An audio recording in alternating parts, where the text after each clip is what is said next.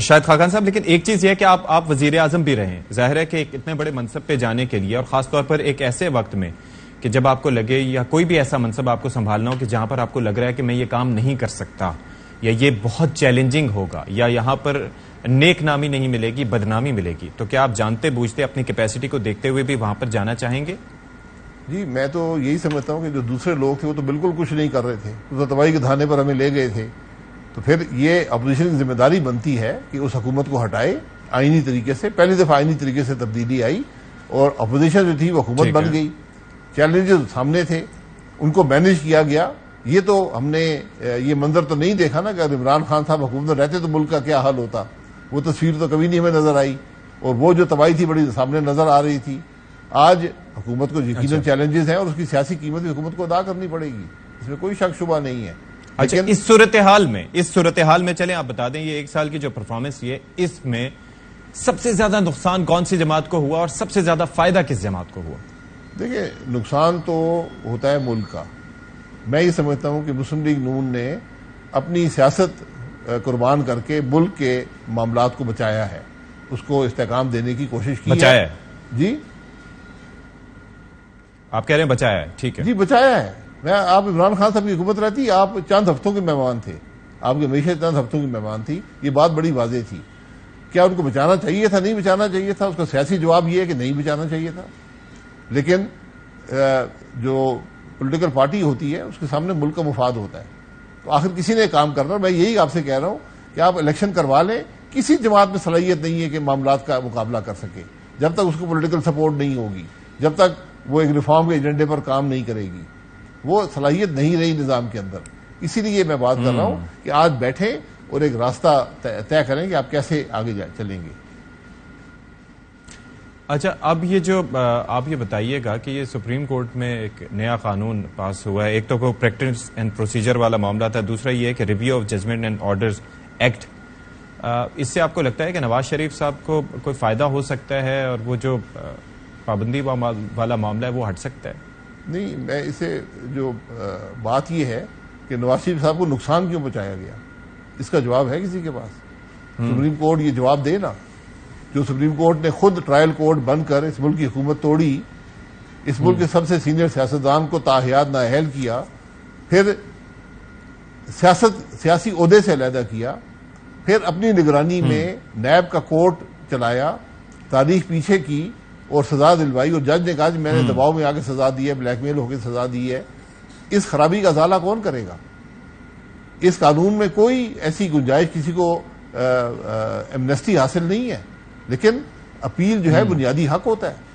آپ سو موٹو ایک معاملے کو لیتے ہیں، اپنے تئیں لیتے ہیں، کوئی کمپلینٹ نہیں ہے، کہتے ہیں یہ ملک میں خرابی ہوئی ہے، پھر آپ اپیل کا حق بھی نہ دیں.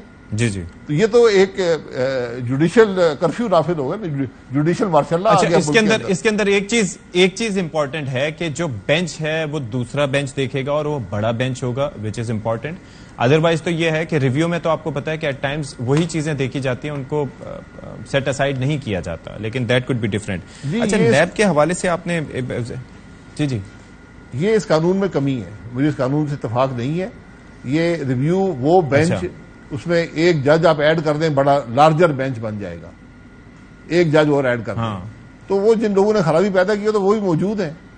یہ تو قانون اس لیے بنایا گیا ہے کہ جو ججز نے یہ غلط فیصلے کیے ہیں ان کو پھر موقع نہ ملے کہ اس کو ریویو میں بھی نکال دیں.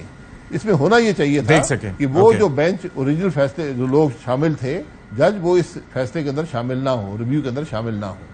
یہ مقصد ہونا چاہیے تھا. اچھا، ٹائمنگ بڑی امپورٹنٹ ہوتی ہے کسی بھی حوالے سے.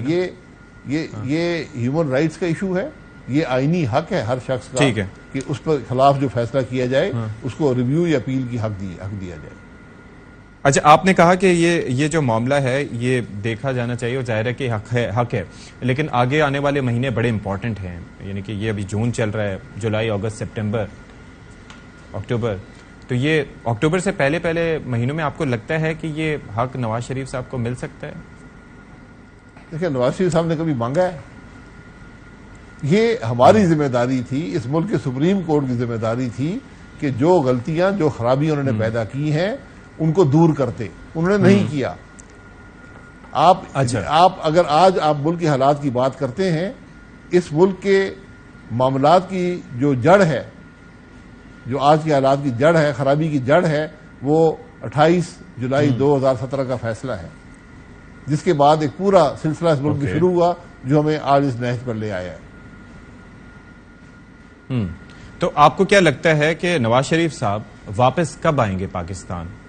کوئی یہ اس سوال کا جواب صرف میرے بھائی جاوید لطیف صاحب وہ دیتے رہتے ہیں، یہ فیصلہ ان کا ہے، یہ فیصلہ ان کا ہے۔ پہلے تو ایاز صادق صاحب بھی دیتے تھے، نہیں انہوں نے چھوڑ دیا تھا، پھر یہ جاوید لطیف صاحب نے یہ پیشہ اپنایا ہوا ہے۔ یہ بات یہ ہے کہ اس میں یہ ہمارا فیصلہ نہیں ہے، یہ میاں صاحب خود کر لیں، علاج کرائے بغیر آ جائیں، ان کے ڈاکٹر کر لیں، علاج ان کا ہو رہا ہے، علاج جب ہو جائے گا واپس آ جائیں گے۔ میری صرف گزارش یہ ہے کہ جو ان کے ساتھ جو زیادتی ہوئی ہے، جو ناانصافیاں ہوئی ہیں، اس کو دور کر دیں تو بہتر ہوگا ملک کے نظام کے لیے۔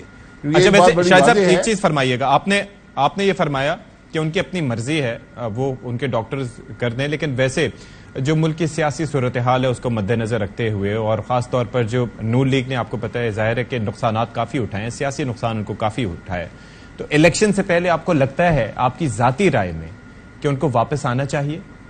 دیکھیں یہ فیصلہ وہی کر پائیں گے نا، وہ ہم سے بہتر سیاست سمجھتے ہیں، لیکن اب یہ بھی میں آپ کی رائے جاننا چاہ رہا ہوں کہ آپ کی رائے being a worker of the party, محسوس کیا جاتا ہے کہ میاں نواز شریف کی یہاں ضرورت ہے، ملک کے اندر ملک کی سیاست کو ضرورت ہے، جس کو جو ہے، تو پھر آپ نے جو ناانصافی کی اس کو دور کر دیں۔